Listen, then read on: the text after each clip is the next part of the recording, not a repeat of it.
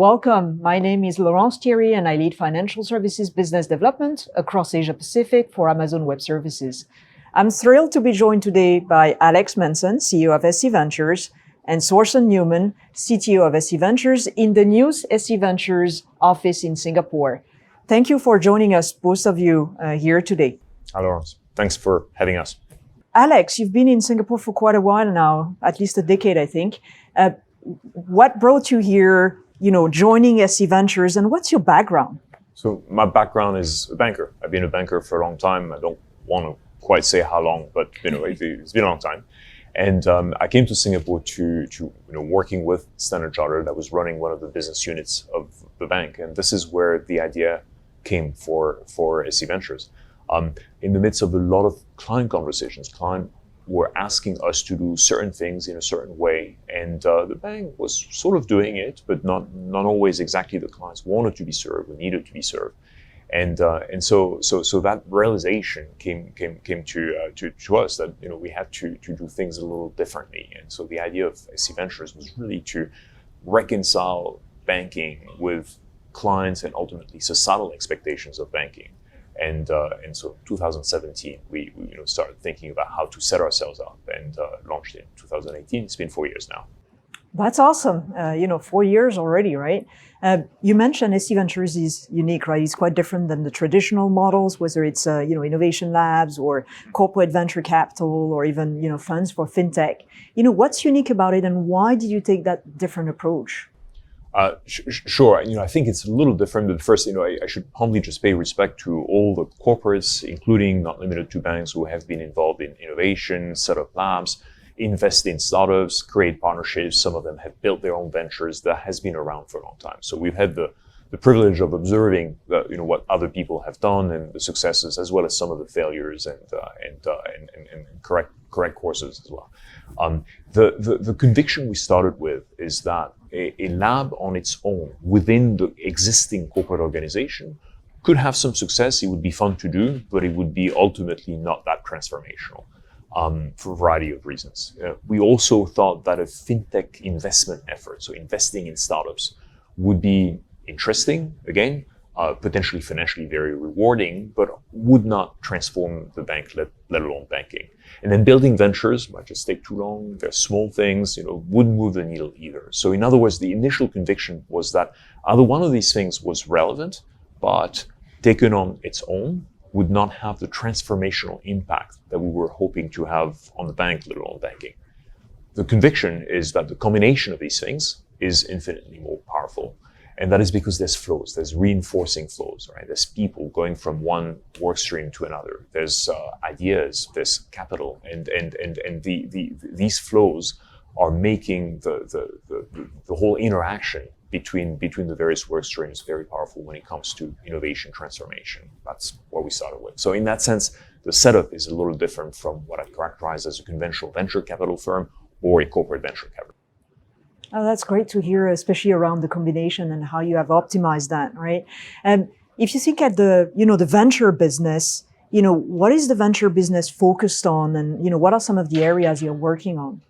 So the ventures are focused on business models that are different from the established business models. So part of the conviction was, part of the reasons why just changing a corporate within the corporate is so hard is the setup. The myth is, by the way, corporate antibodies, people don't want to change, et cetera. That can happen, but this is negligible. The reality is most people want you to succeed, want to evolve, and that's a good thing. But the setup is a very specific setup. We set up to do certain things in a certain way. When it comes, for example, to moving to, say, a platform business model or other ways of doing things, it's very hard to do within the established corporate. So all the ventures were designed to experiment with business models that aren't the conventional setup that we're used to. We have themes that we think are relevant in for banking and society in the future. And we build ecosystems of startups, they're the ventures, as well as partnerships. Some technology partners we invest in, may or may not invest in them, but partnerships, and obviously the bank. And that ecosystem is also more powerful than every one of the ventures. So making no mistake, every commercial venture has to make sense on its own. It has to be commercially viable. But together, when they plug into each other, they're also a lot more powerful, we think.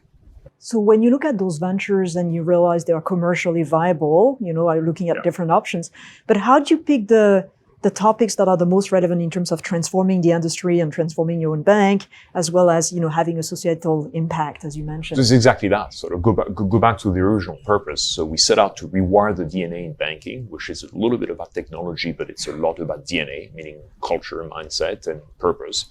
And reconcile banking with expectations from banking. So the question is, what are the themes that are relevant to that? We can go through the themes, digital banking and lifestyle, integrating digital banking and lifestyle together.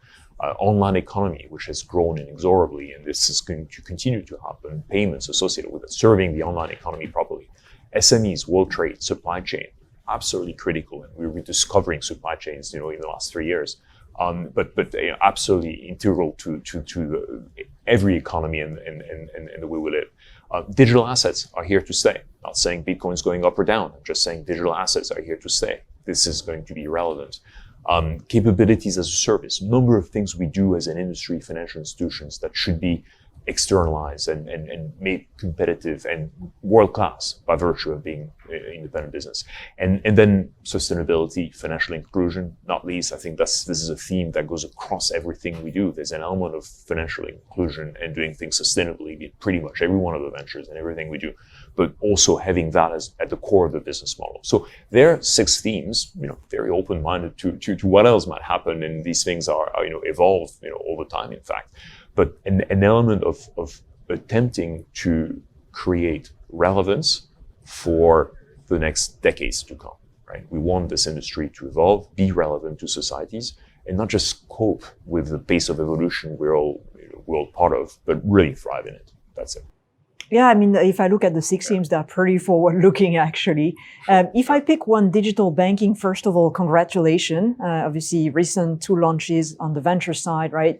Trust Bank, digital banks in Singapore, Nexus in Indonesia with the bank as a service. Really exciting news. Thanks, by the way, for thank you, AWS, for your help. Yes, yeah, thanks for selecting us. Very humble to be part of that journey as well. Can you tell us a little bit about the story of those 2 ventures and how they are exciting and making the impact that you were referring to? So two parts of the story. One is digital banking specifically, and then the business model that I was referring to. So digital banking, in our minds, is a little more than just a digital channel. It is about integrating banking, finance, and lifestyle, what people do. The prediction is that people will not go to a bank for the sake of going to a bank. People will do things and want a financial service on the back of what they're doing. So that integration is in that as seamless as possible is what matters. Now, the value proposition of the digital bank, I think, is going to be very different depending on the market you're in. The value proposition of Mox in Hong Kong versus Trust in Singapore is going to have to be different because the different markets, people have different expectations. Also, the circumstances are different. Existing banks are more or less digitally advanced, for example, and so that creates different expectations and accordingly different businesses. But the underlying theme is integrating lifestyle, what it is that we do as human beings, and banking. When it comes to banking as a service, I would add another dimension, which is the business model difference, which we talked about. So the question, are we a bank and we really become a digital bank and have a digital channel? Or are platforms going to take over our lives, online economy and all that? And so we plug ourselves into platforms. We become an app on someone else's platform. Or are we going to become a platform ourselves, which means that we'd be set up and organized completely differently? And some of our ventures play to that first possibility, which is we become a digital channel, and we'll have to ensure that people can go on and offline very seamlessly and sort of navigate all that.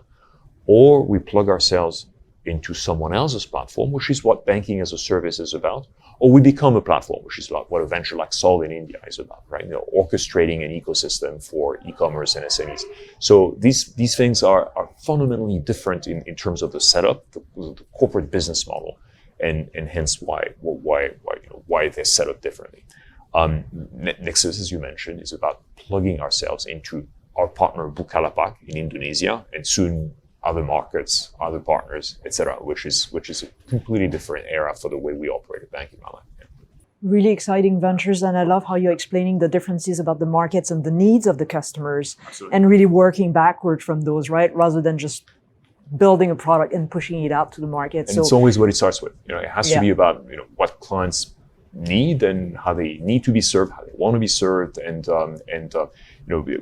we have this corporate trap of sometimes we have a great idea and or somebody thinks it's a great idea, and we build so we joke about big white elephants, and so hope 5 years later that at the end of a long project people will love it and buy it. That's not how we build ventures. Obviously, we need to be very much in touch with needs, but also try and iterate. And there's no venture at this point that looks like what we thought it would be at the beginning, because they've changed a lot. They've iterated as a function of what people were telling us, or just what we observed. And there's no other test really than the market. Commercial validation from actual clients. That resonates so much with the Amazon culture of customer obsession. So love to see that. Torsten, we're working right now at SC Ventures. You are working on 30 plus ventures or thereabout, right? That's a pretty big numbers of ventures to work on. As the CTO, like what's top of mind when you think about actually building and launching those ventures? Right, it is quite a portfolio of projects at different stages of maturity. Very important is to really tech enable them. And it's not just us internally within our own resources and perhaps limited means, but also partners, experts, consultants, architects. So top of my mind is bringing agility to the venture. As Alex just mentioned, there's a certain evolution that happens as the venture progresses and we get to that first minimal viable or minimal lovable product, as you define it. And through that journey, we want to make sure that we take the right steps in creating flexibility, optionality, in how that venture might evolve. And that also, of course, signals that we want to have a certain speed and a certain dynamic in how we realize that project quicker than perhaps competitors or perhaps than the institution, and go to market. Yeah, so speed, time to market, obviously is super important in your space of the ventures, right? When you think about Standard Chartered, 150 years old, incumbent banks, that comes with a very strong DNA of regulations, compliance, security. How do you make sure you enable those ventures to move really fast, yet at the same time make sure they are, secure and compliant? Right. I think that to SC Ventures' advantage, there's a certain element of governance that we bring, but we balance that governance with speed. I think we also are very mindful that a product evolves. So it is not binary between developing something and then turning it on. What we really encourage here is a progressive build-up of the capabilities of the venture, take it through a life cycle, and thereby de-risk what we're going to launch the market, but at the same time bring that oversight, bring those controls, be it cybersecurity, be it resilience and high availability, be it even the business processes behind it that touch on compliance and, let's say, KYC or customer onboarding. So the net journey is that SC Ventures brings a lot of that benefit being a corporate venture builder, but ultimately we're here to enable the startup to operate at speed with our subject matter expertise. Bring that to light to me, is there an example, or tell me what it's a typical journey for ventures from the ideation phase to the build, the launch, and the production from your perspective. Yeah, certainly there's been some learnings because of the portfolio that we're grooming today. I would liken it to the S-curve, right? There's an early onset where an idea is just starting to crystallize and we're not quite sure which directions it's going to build out yet. At that early stage, we as a platform get involved and we support them, right? They need to be enabled with technology, with infrastructure, with SaaS services, just to bring the team together and help them operate. Very often the team is fairly small at the beginning. Once we get to a certain conviction, we see a rapid acceleration into effectively an alpha stage, which is really about building the product and validating the integrations, testing the system. Naturally, that leads on to a beta where we want to test the product in the market, have a control group, manage that first early experiences and get feedback. And after that, move on to commercial live. The reason this kind of acceleration through this S-curve and this progression is very important to us is because unlike traditional corporate type projects, where you have large teams that are working against fixed milestone outcomes, is we can iterate on how we build this platform. And we have a certain, let's say, a greater risk appetite as to how we can then take the product to market while we maintain a certain oversight and a control. And that really helps us validate and move quicker. That's great to hear, and especially around the pace that you can launch some of those ventures as well, right? That's super important. If we take the example that Alex was referring to earlier, the two digital banks, which are actually quite different from a business model perspective, right? They are addressing different needs, different markets. What does it mean from a tech stack? Are we looking at the same tech stack? Do you have some learnings from one that you were able to reuse, or are you just starting from scratch on each side of the world? I think key is leveraging what we have, the assets that we've developed, a lot of the learnings around frameworks, patterns, architectures, also partners that have proven to be very suitable to enabling our business models. We've got investments in Thought Machine with other projects, for instance, with Zodia Markets and Zodia Custody, our investment with Metaco. So these technologies enable us to go to the next markets quicker. There's a lot of good learnings and overlap. I think the other is that because we can operate a platform, a managed platform from SC Ventures with certain AWS services that give us, a certain assurance on security and manageability of those estates, that there's a faster go-to-market simply because we know how to do this. And I think we will only continue to accelerate as we go forward. I love how you talk about the virtuous circle as well as how you learn, reuse some of the partners, even invest in some of the partners, right? So use the full umbrella of the SC Ventures capabilities. If I take another of the themes that Alex mentioned earlier, let's say SME and World Trade and the Task Connect, for example, venture. Can you tell us a little bit about that one? What impact Task Connect is making for its customers? Yeah, I think it's a great testament to how we were able to take an idea that came to SC Ventures and ideate on how we could actually turn this into a multi-market, multi-client, multi-tenant platform.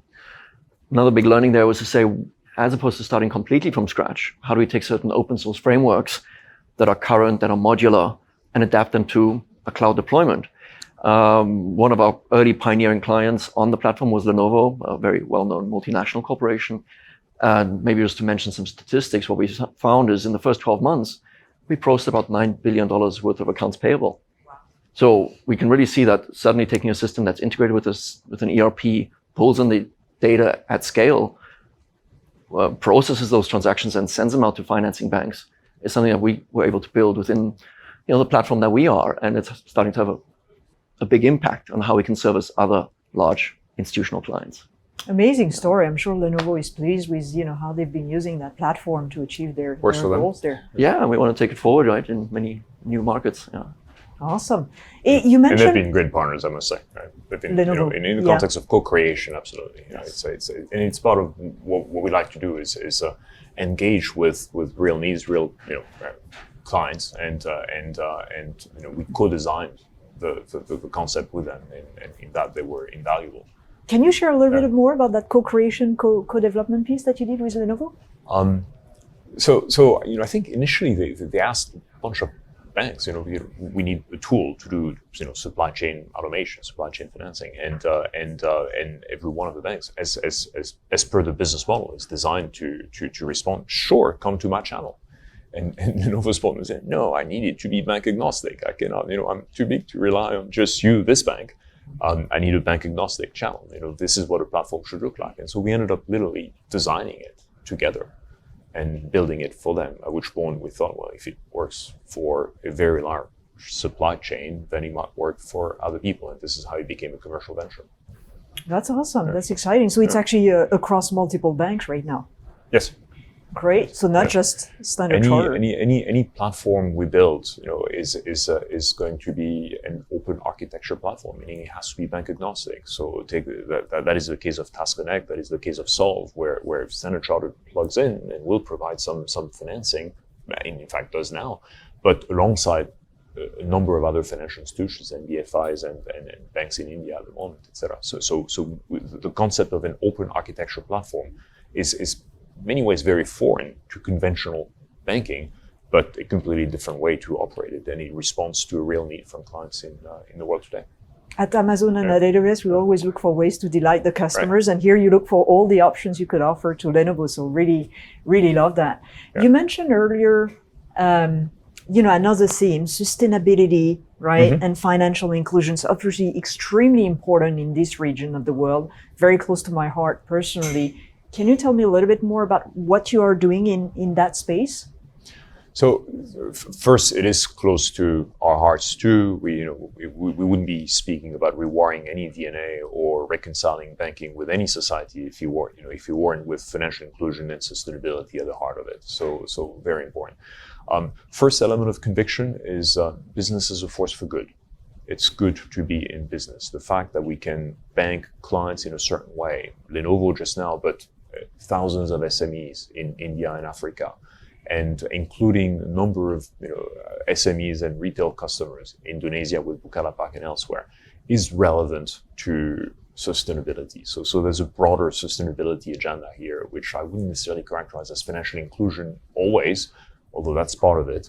But it's business as a force for good, and rediscovering the roots of if we're serving some purpose. If what we're doing is not serving a higher purpose, then it may not be worth doing. And so with that conviction, we're going in business. Specifically in the context of sustainability, we have a number of ventures that we're incubating. And here the idea was not just to commit to doing business sustainability, but have sustainability at the core of a business model and concept.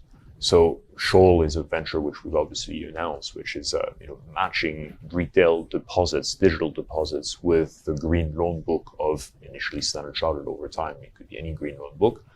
That is an example of a sustainability-driven venture, and we have a number of other things that we're looking at in the context, for example, of ESG forensics. Do you know your ESG? What is the ESG of your supply chain? Can you measure it? And once you have measured it, can you manage it? And what implications does that have, et cetera. So there's a number of other projects in the pipeline which we're focused on in the context of specifically zero carbon. But I think of it as a subset of overall sustainability, which is all about doing the right thing in societies where we operate. Yeah, and you mentioned zero carbon, right? Amazon, we also have a goal, by 2024 to reach net zero carbon. So obviously, we're also very committed and invested in the sustainability space. As we should, absolutely. Yeah, no, we have a big part to play there. Yeah. So that's great to hear. Are there any other ventures that you would want to share with the audience where you are really exciting about the kind of business models that you are transforming and for the industry and for the broader ecosystem as well? Look, it's a really tough question because it comes down to asking me which one of my children I prefer, and they've tried, but I'm avoiding that question obviously. So I would say the ventures that are here are the ones who have actually survived, right? So we iterate, we will stop ventures when we see they're not scaling or that we don't think we're onto something. Sometimes the idea is great, the team's wrong. Sometimes the team is great, but the idea needs revamping, et cetera, et cetera. So we cut the cord quite a bit, as you would expect from at an early stage. By definition, the one ventures which we're discussing are the ones where we have a fair amount of conviction. And again, if they weren't serving a high purpose, then they wouldn't be here. So in that sense, I wouldn't mention one in particular. I would say that our website has all the public ones, and then I would say stay tuned for a few more coming out soon, which we're very excited about. Right? That's great to hear. Torsten, I want to go back to you more on the technology side. If you think about technology in the context of what Alex just shared with us, right? Sustainability and ESG or financial services more broadly, where do you see technology playing a role in financial services? Certainly a lot bigger role. Obviously, financial services have always been early adopters and very strong proponents of technology. But I think we're seeing an evolution of how financial services themselves operate. We touched on a bit earlier, where perhaps traditionally banking was more of a headquarter with branches and then ATM machines, and they tried to reach into the population. That has changed, right? Today we're looking at more of a data center with many different channels. Big evolution there is also how do we tap into those distribution channels with partnerships like we're exploring through banking as a service and other strategic partners. Technology, I think, really has a more core role to play within the bank, where the lines between business and technology need to combine more, maybe overlap more. Much like you see with big techs, where technology is the business and we are in banking. Of course, with the human touch, we have various ways and means of supporting our customers, be it online and offline. But what we're seeing is that through the program that SC Ventures is also driving, is that we have so much more to do on the technology innovation and knowledge transfer side to bring IaaS and PaaS services, vendors and other technologies that are in the market to the bank, the traditional bank, and see how they can leverage these more for their own agility, for their own speed, for their own optionality as part of that mission statement of rewiring the DNA in banking. Alex, you got me really intrigued earlier on some of the spaces that you are exploring. Is there anything you can share with the audience in terms of those new spaces, either from a business model perspective and how you want to address some of the customer needs, or actually, Torsten, from a technology angle and some of the new technologies that you're exploring as well? So let me take a stab at it and over to Torsten on technology. So, as I mentioned, some of the themes are really cutting across everything else. We've talked about financial inclusion and sustainability. I've alluded to digital assets that are here to stay. I think very central to the way we'll live and operate businesses down the line. At the moment, it's cryptocurrencies, and at the moment, there's no institutional infrastructure to speak of. So we set out to first build a safe, robust infrastructure for digital assets. So first, a custody business, so institutional-grade custody business, which is Zodiac Custody, operating in London as we speak. We're about to launch a brokerage and exchange platform for cryptocurrencies, but really, beyond that, the whole concept of operating with digital assets in the economy. The time where we, as sovereign individuals, will own our identity. The time, perhaps in the metaverse, where we'll be spending more money on our avatars, because there'll be more than one than we spend on ourselves, which is relevant for financial services. The way we'll transact in a world where we switch seamlessly from virtual reality to physical reality.